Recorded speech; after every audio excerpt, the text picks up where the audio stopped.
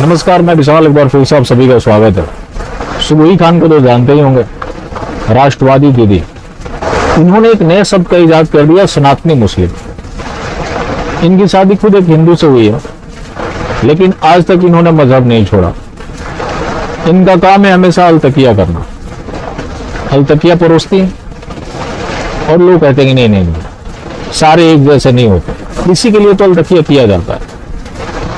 अब BJP RSS का मैं क्यों जिक्र करूंगा? देखिए, अलतकिया को बाकी किसी पॉलिटिकल पार्टी की जरूरत नहीं है। ये खुद को आरएसएस की विचारधारा से बहुत करीब बताती है। आरएसएस बीजेपी ने एक नया टर्म शुरू किया, गुड और बैड का। जैसा होता है ना, गुड तालिबान बैड तालिबान, वैसे ही गुड और बैड का, जो कि मुस्लिम सिर्फ मुस्लिम होता है। गुड बैड बात की बात है, और खैर वो होता नहीं। अब इनका काम क्या है? ये राष्ट्रवाद के आड़ में मजहबी एजेंडा चलाती है। और मैं आप लोगों से हमेशा बोलता हूं कि कोई भी भगवान राम को अपना पूर्वज बताए, ये जो मजहबी है, तो उससे आपको सावधान रहने की जरूरत है। जो भगवान राम को अपना पूर्वज बता रहा है, वो घर वापसी क्यों नहीं कर लेता? किसने रोका हुआ? ये जो भगवान राम को अपना पूर्वज बताते हैं, हिंदू को भी अपना पूर्वज बताते हैं, ये बहुत वसूली कर रहे हैं, हर तरफ से वसूली कर रहे हैं। और क्या है कि ये जो तथाकथित राष्ट्रवादी है, इनकी बातों को सुनकर पिघल जाते हैं, लेकिन इनकी बातों को सुनकर पिघलने की जरूरत नहीं है। और अलतकिया को समझने की क्यों जरूरत है? क्योंकि जितनी भी मजहबी गतिविधि आप उठाकर देखेंगे, वही हिंदू इनका शिकार रहा, जो इनके ऊपर भरोसा कर लिया और जो कंफ्यूजन में रहा। तो अगर आप कंफ्यूजन में हैं, तो आप पक्का शिकार बनेंगे। अब ये जो सुबोही खान है, मैंने जैसा कि सनातनी मुस्लिम का जिक्र किया, इन्होंने एक नए टर्म का इजाद कर दिया। खुद एक हिंदू से शादी करने के बाद भी अपना मजहब नहीं छोड़ी, और ये काम क्या करती है? राष्ट्रवाद का झंडा लिए घूमती है, कहीं पूजा पाठ करती भी दिख जाती है, राष्ट्रवादियों की आवाज उठाती है। अब आपको पता है, नुपुर शर्मा ने जो बयान दिया है, वही बयान जो कि इस्लामिक टेक्स्ट में है, उसको लेकर सुबोही खान की प्रतिक्रिया आई कि मोहम्मद शाह ने 6 साल की उम्र में निकाह किया था, 9 साल की उम्र में उसे पूरा किया था। ये इनकरेक्ट इंफॉर्मेशन है। ये जो रेडिकल इस्लामिस्ट इसे प्रोपेगेट करते हैं, क्योंकि वो लड़कियों को सेक्स करने की वस्तु समझते हैं। गुस्ताखे रसूल फेक इस्लामिक टेक्स्ट है, इसे हटाए जाने की जरूरत है।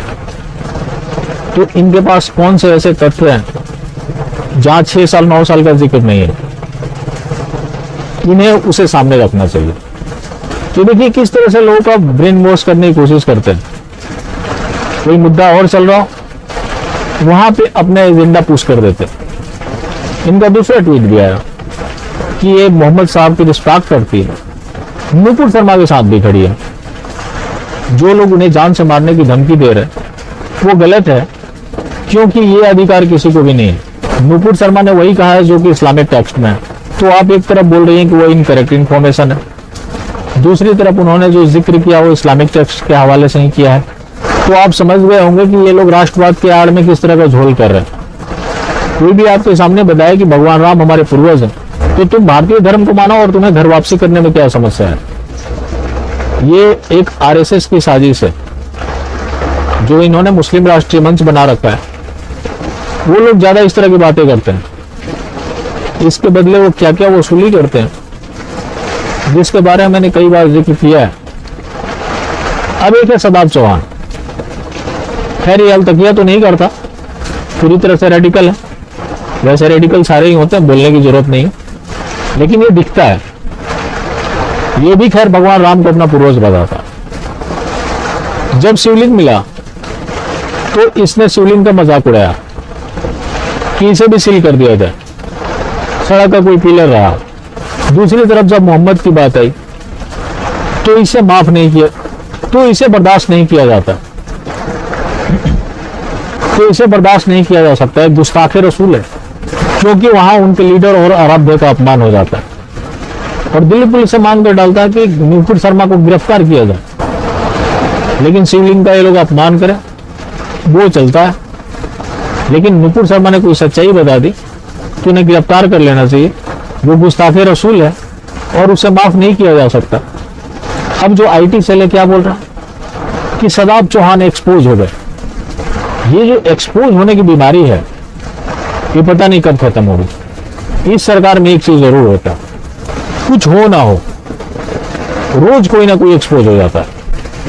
अब जैसे बोलते तो मेरे से भी है कि तुम एक्सपोज हो गए, मैं तो पहले से एक्सपोज हुआ, मैं एक्सपोज होने की क्या जरूरत है। मैं तो डे वन से हूं कि किसी भी तरह की फ्रॉड एक्टिविटी चल रही है मैं हर चीज के खिलाफ हूं।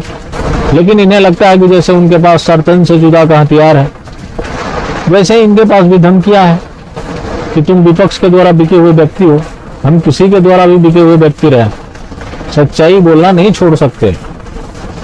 और ये जो खेल चल रहा है राष्ट्रवाद की आड़ में, तो अच्छे से देखा जाए तो ये तथाकथित आज जितने भी राष्ट्रवादी हिंदुवादी हैं, इनका राष्ट्रवाद और हिंदुत्व से कोई लेना देना नहीं है। ये सिर्फ इनके व्यवसाय का जरिया है, वरना सही बात बताते।